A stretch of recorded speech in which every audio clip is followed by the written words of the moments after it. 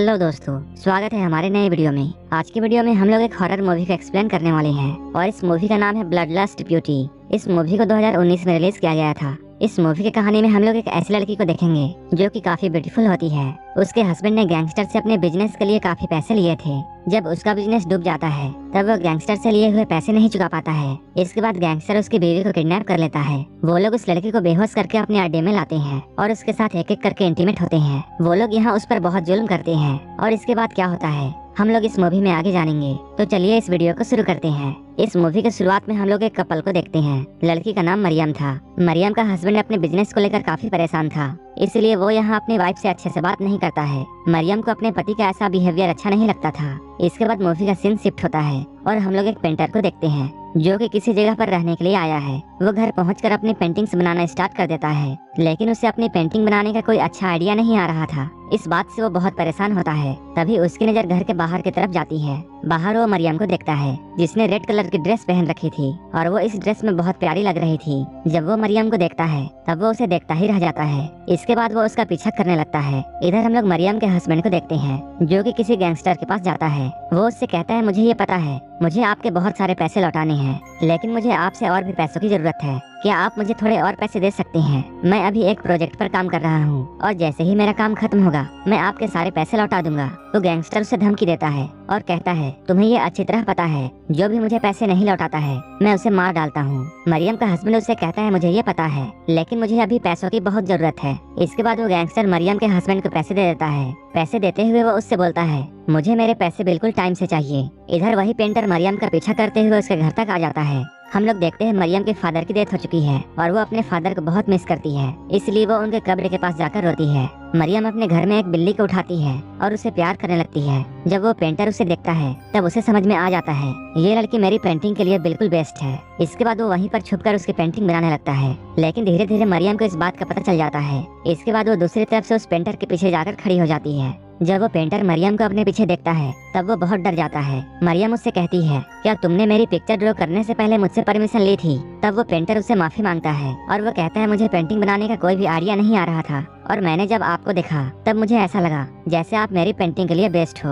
और वो यहाँ मरियम की खूबसूरती की तारीफ करता है। मरियम जब ये सुनती है तब वो उसे पूछती है, क्या तुम मेरे और मेरे फादर की एक पेंटिंग ड्रॉ कर सकते हो? वो पेंटर कहता है, हाँ बिल्कुल, आप जैसा कहेंगे मैं वैसा पेंटिंग बना सकता हूँ। तब मरियम उससे बोलती है, मैं अपने हस्बैंड से पूछकर तुम्हें बताऊंगी। ये सुनकर वो पेंटर हैरान रह जाता है क्योंकि मरियम उसे अब अच्छी लगने लगी थी और उसे ये बात पता नहीं थी कि मरियम मैरिड है। इसके बाद हम लोग मरियम को उसके घर पर देखते हैं। वो अपने हस्बैंड से ये पूछती है, क्या मैं अपनी और अपने फादर की पेंटिंग बनवा सकती हूँ? उसका हस्बैंड बिजनेस के लिए बहुत परेशान था, इसलिए वो मरियम को समझाता है, तुम अभी ऐसा कुछ मत करो जिससे मुझे और भी परेशानी हो। इसके बाद मरियम उसे बोलती है, वो पेंटर पेंटिंग बिल्कुल फ्री में बनाने वाला है और इसके लिए मुझे कोई भी पैसे खर्च नहीं करने पड़ेंगे। इसके बाद मरियम का हस्बैंड उसे अलाउ कर देता है। ये सुनकर मरियम बहुत खुश होती है। इसके बाद वो अपने फादर की पिक्चर ढूंढती है जो कि बहुत पुरानी और फटी हुई थी, लेकिन मरियम को यह यकीन था कि वो पेंटर उसकी और उसके फादर की अच्छी पेंटिंग बना देगा। जब सुबह होती है तब मरियम उस पेंटर के घर पर जाती है। वो अपने फादर की पेंटिंग देखकर उससे बोलती है, तुम इस पिक्चर को बहुत अच्छे से बनाना। वो पेंटर बोलता है, आप फिक्र ना करें, मैं आपकी और आपके फादर की पेंटिंग बहुत अच्छी बनाने वाला हूँ, लेकिन इस पेंटिंग को बनाने में कुछ समय लगेगा।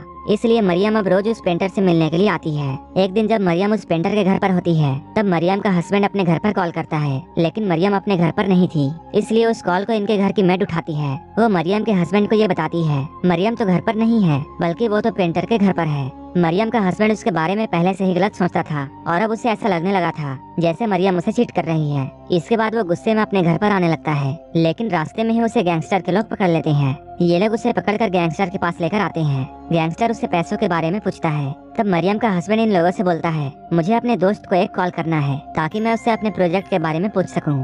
मरियम का हस्बैंड जब अपने दोस्त को कॉल करता है तब उसका दोस्त उसे बोलता है, हमारा प्रोजेक्ट तो बर्बाद हो चुका है और अब उससे कुछ भी पैसे नहीं आने वाले हैं। कुछ देर पहले यहाँ पुलिस आई थी और वो हमारे साथियों को अरेस्ट कर ले गई। ये सुनकर मरियम का हस्बैंड काफी दुखी होता है क्योंकि उसे जहाँ से पैसे मिलने की उम्मीद थी वो तो अब नहीं रहा। जब ये बात गैंगस्टर को पता चलती है तब वो मरियम के हस्बैंड को ये बोलता है, अब तो मैं तुम्हें नहीं छोड़ने वाला हूँ और मैं तुम्हें जान से मार दूंगा। गैंगस्टर के लोग इसे पकड़ लेते हैं। ये लोग मिलकर उसकी उंगलियां काटने वाले थे, लेकिन मरियम का हस्बैंड इन लोगों से कहता है, आप लोग मुझे माफ कर दो और मैं आपके सारे पैसे चुका दूंगा। मेरी उंगलियों को काट कर आपको कुछ नहीं मिलने वाला है, मैं आपके पैसे चुकाने के लिए अपना घर बेच दूंगा। लेकिन यहाँ दिक्कत ये थी, ये लोग जिस घर पर रह रहे थे वो मरियम के हस्बैंड का नहीं था बल्कि मरियम का था। और मरियम अपने घर को बेचने नहीं देगी।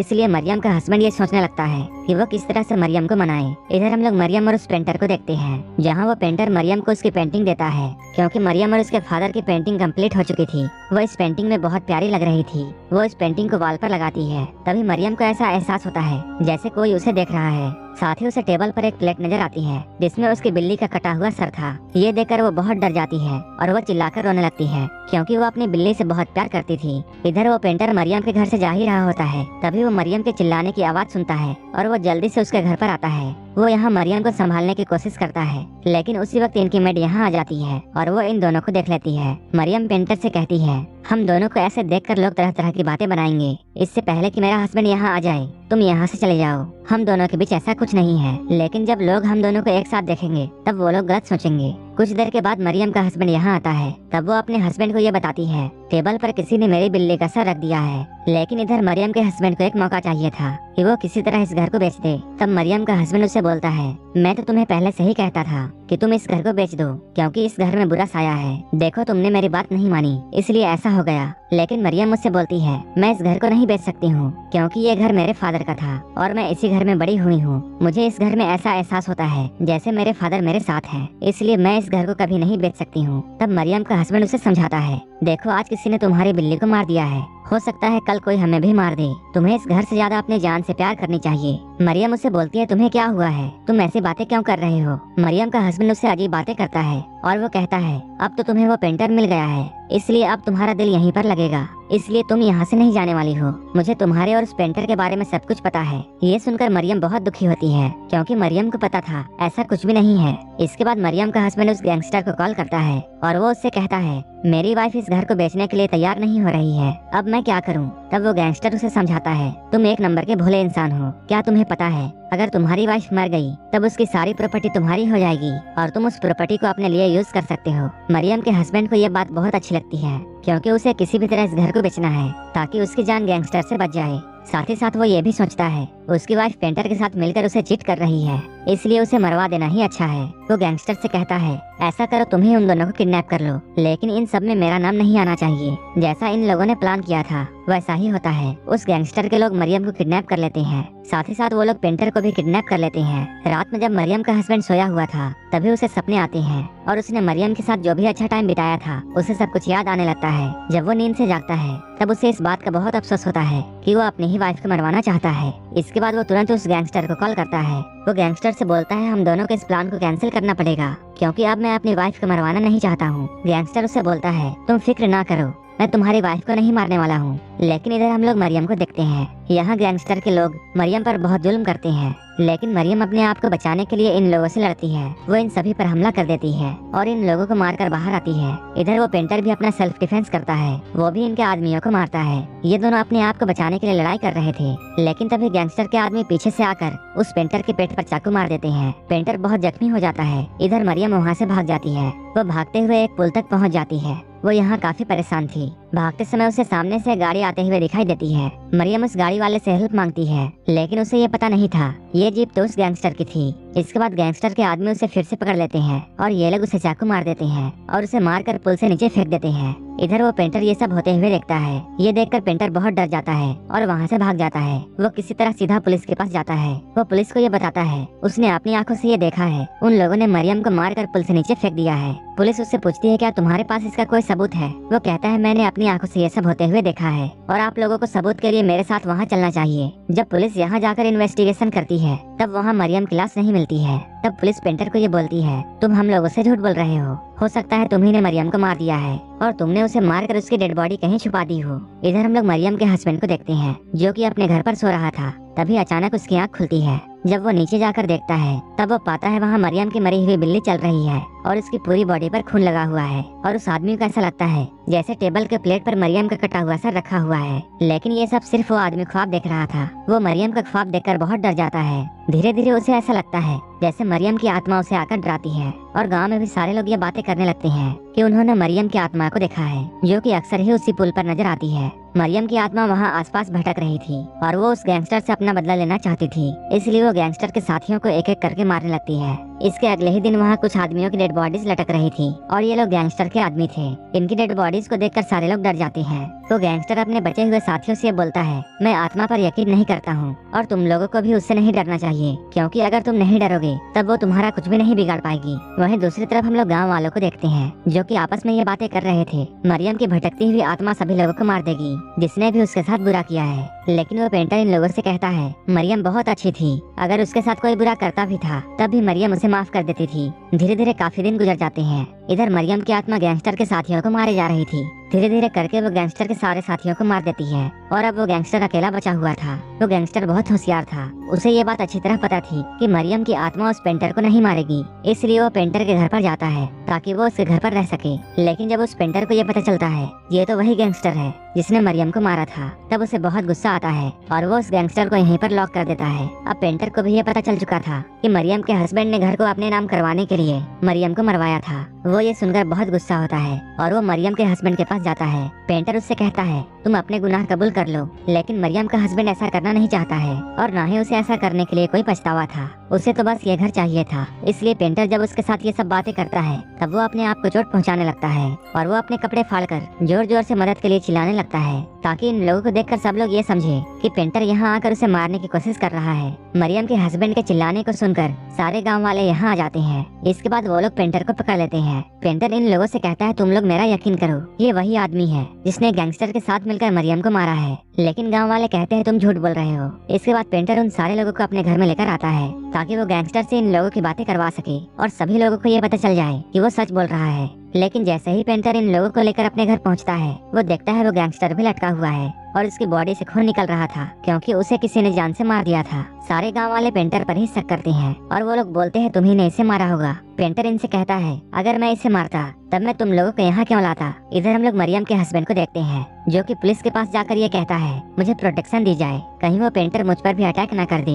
मरियम के हस्बैंड को सिक्योरिटी मिल जाती है। रात में मरियम की आत्मा उसके पास आती है और उसे डराने लगती है। तभी उसके घर में गैंगस्टर का लीडर आता है और वो उससे कहता है, जो भी पैसे तुमने गैंगस्टर से लिए थे वो सब उसने मेरे से ही लिए थे और अब वो इस दुनिया में नहीं है, इसलिए तुम उसके सारे पैसे मुझे चुकाओगे। अगर तुम ऐसा नहीं करते हो तब मैं तुम्हारे साथ साथ तुम्हारी माँ को भी मार दूंगा। साथ ही साथ उसे मरियम की आत्मा भी डराती थी। इन सब बातों से वो काफी परेशान था। इसके बाद वो एक तांत्रिक को लेकर उस ब्रिज पर जाता है जहाँ मरियम की मौत हुई थी ताकि यहाँ से मरियम की आत्मा को हटाया जा सके। लेकिन उस तांत्रिक के मंत्रों का मरियम पर कोई भी असर नहीं हो रहा था। जब वो तांत्रिक मरियम को देखता है तब वो भी बहुत डर जाता है और इसके बाद वो यहाँ से भाग जाता है। मरियम के हस्बैंड के साथ एक सिक्योरिटी आया होता है और वो मरियम पर गोलियां चलाता है, लेकिन मरियम उससे ही एक चाकू छीनती है और उसे मार देती है। इसके बाद मरियम उसके पास उसे मारने के लिए आती है। मरियम का हस्बैंड ये देखकर बहुत डर जाता है और वो उससे अपने कर्मों के लिए माफी मांगने लगता है। लेकिन उसी वक्त वो पेंटर यहाँ आ जाता है। वो पेंटर उससे बोलता है, मुझे ये बात अच्छी तरह पता है, तुम मरी नहीं हो बल्कि तुम जिंदा हो और मैंने वो जगह भी देख ली है जहाँ तुम रहती हो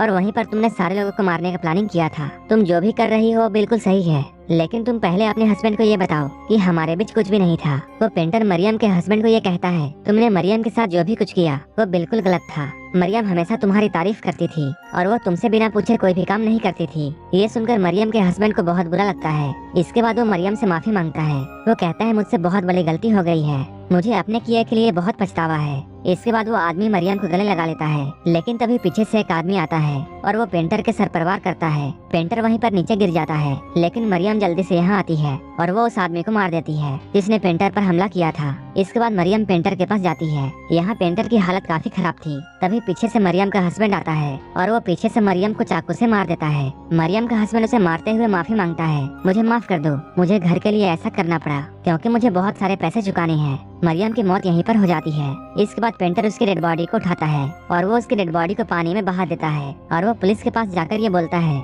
मैंने मरियम को मार दिया है, क्योंकि वो मरियम के मौत के बाद अब अकेला रहना नहीं चाहता है और वो बाकी की जिंदगी जेल में गुजारता है। वहीं दूसरी तरफ हम लोग ये देखते हैं, अब उस घर में गैंगस्टर का लीडर रहता है और ये घर उसी का हो चुका है। लेकिन मूवी के लास्ट सीन में हम लोग ये देखते हैं, मरियम पहले तो एक्टिंग कर रही थी कि वो एक आत्मा में बदल चुकी है, लेकिन अब वो एक असली आत्मा में बदल चुकी है और वो एक एक करके गैंगस्टर के आदमियों को मार रही होती है। इसके बाद वो इस गैंगस्टर को भी मार देती है और मरियम के बदले के साथ ही ये मूवी यहीं पर खत्म हो जाती है। अगर आपको ये मूवी अच्छी लगी हो तब एक लाइक जरूर कर देना और ऐसे ही वीडियोस के लिए मेरे चैनल को जरूर सब्सक्राइब कर लेना। तो मिलते हैं हमारे नेक्स्ट वीडियो में।